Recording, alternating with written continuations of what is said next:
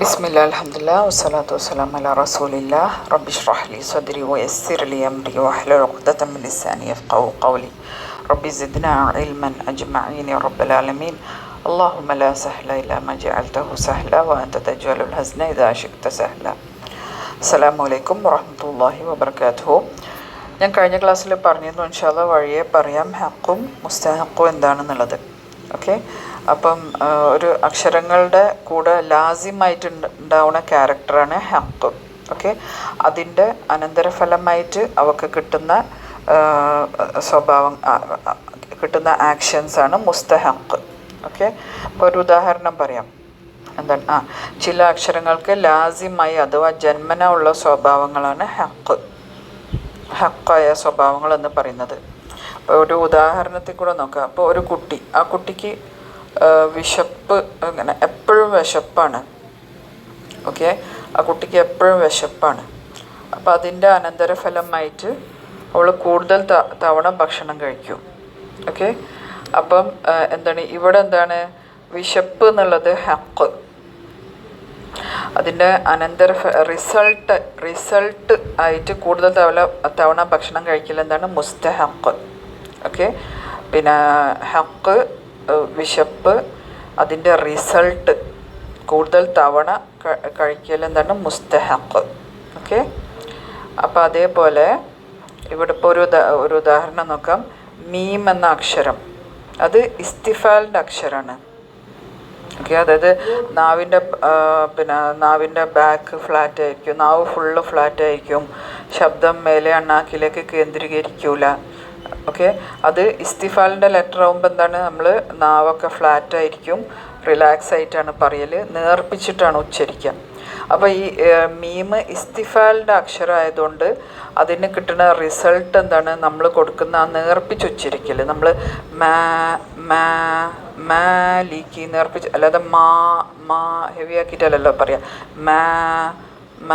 നാവൊക്കെ flat ആക്കിയിട്ട്, അത് ഇസ്തിഫാലായതുകൊണ്ടാണ് നമ്മൾ അതിന് ആ മീമിന് ആ നേർപ്പിക്കൽ കൊടുക്കുന്നത്. നേർപ്പിക്കൽ എന്ന് പറഞ്ഞാൽ തെർക്കീഖ് കേട്ടോ, നേർപ്പിക്കൽ കൊടുക്കുന്നത്. അപ്പോൾ ഇവിടെ എന്താണ് ഇസ്തിഫാൽ എന്നുള്ളത് മീമിൻ്റെ ഹക്ക്, തെർക്കീഖ് എന്നുള്ളത് മീമിൻ്റെ മുസ്തഹഖ്. ഓക്കെ, ഇസ്തിഫാലായതുകൊണ്ട് നമ്മൾ നേർപ്പിക്കുന്നത്.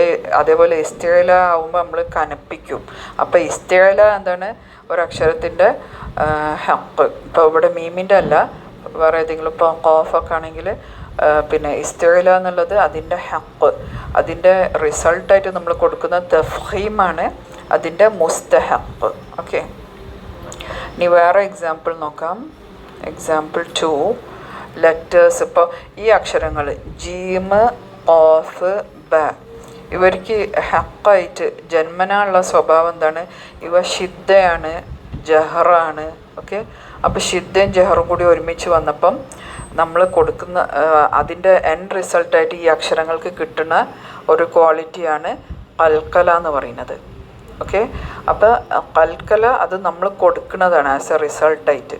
ഓക്കെ, അപ്പോൾ ഇവിടെ ഹക്ക് എന്താണ് ഷിദ്ദ ജഹർ, മുസ്തഹഖ് എന്താണ് കൽക്കല. ഓക്കെ, അതിൻ്റെ കൂടെ എപ്പോഴും പാർട്ടായിട്ട് ഉണ്ടാവുന്ന സ്വഭാവങ്ങളാണ് ഇതൊന്നും വേർപിരിയാത്ത സ്വഭാവമാണ് ഹക്ക്. അതായത് ഷിദ്ദ ജഹർ എന്നുള്ളത് ഈ ജീമ ഖാഫ് ബാന്നും വേർപിരിയാത്ത സ്വഭാവമാണ്.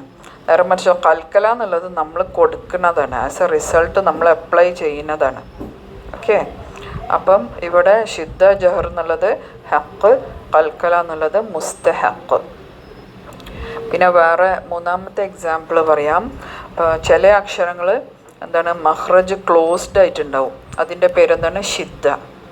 ഓക്കെ, പിന്നെ മഖ്റജ് ഭാഗികമായിട്ട് ക്ലോസ് ആയതുണ്ടാവും, അതിനെന്താ ബൈനിയ അല്ലെങ്കിൽ തവസ്സുത്ത് എന്ന് പറയും. പിന്നെ മഖ്റജ് ഓപ്പൺ ആയിട്ടുള്ള അക്ഷരങ്ങൾ, അതിനെന്താ പറയുക, റഹാവ എന്ന് പറയും. അപ്പോൾ ഇവിടെ ഷിദ്ദ, ബൈനിയ, റഹാവ എന്നുള്ളത് ഈ അക്ഷരങ്ങളുടെ ഹക്കാണ്. അതിൻ്റെ മുസ്തഹഖ് എന്താണ്, ഇതിൻ്റെ അനന്തരമായിട്ട് നമ്മൾ ടൈമിങ്ങിൽ വ്യത്യാസപ്പെടുത്തും. ഓക്കെ, അപ്പോൾ ഈ ഹക്കായ സിഫത്തുകളെ ആസ്പദമാക്കി അക്ഷരങ്ങൾക്ക് സുക്കൂൻ വരുമ്പോൾ സമയവ്യത്യാസം ഉണ്ടാകുന്നു. ഈ സമയവ്യത്യാസം എന്താണ് മുസ്തഹഖ്. ഓക്കെ, ടൈമിങ്ങിലുള്ള വ്യത്യാസമാണ് മുസ്തഹഖ്. അപ്പോൾ ഇവിടെ എന്താണ് ഹക്ക് എന്താണ് ശുദ്ധ ബനിയ റഹവ, പിന്നെ ടൈമിങ്ങിലുള്ള ഡിഫറൻസ് മുസ്തഹഖ്. എല്ലാ അക്ഷരങ്ങൾക്കും പിന്നെ നമ്മൾ നോട്ട് ചെയ്യാനുള്ളത് എല്ലാ അക്ഷരങ്ങൾക്കും ഹക്ക് ഉണ്ടാവും, പക്ഷെ എല്ലാ അക്ഷരങ്ങൾക്കും മുസ്തഹഖ് ഉണ്ടായിക്കൊള്ളണം എന്നില്ല. ഓക്കെ, ഹക്ക് എല്ലാ അക്ഷരങ്ങൾക്കും ഉണ്ടാവും, മുസ്തഹഖ് എല്ലാ അക്ഷരങ്ങൾക്കും ഉണ്ടായിക്കൊള്ളണം എന്നില്ല. ഓക്കെ, ഇനി കൂടുതൽ ആർക്കെങ്കിലും എന്തെങ്കിലും ക്ലിയർ ആക്കണമെന്നുണ്ടെങ്കിൽ പറഞ്ഞാൽ ഞാൻ കൂടുതൽ ഡീറ്റെയിൽസിൽ പറയാം.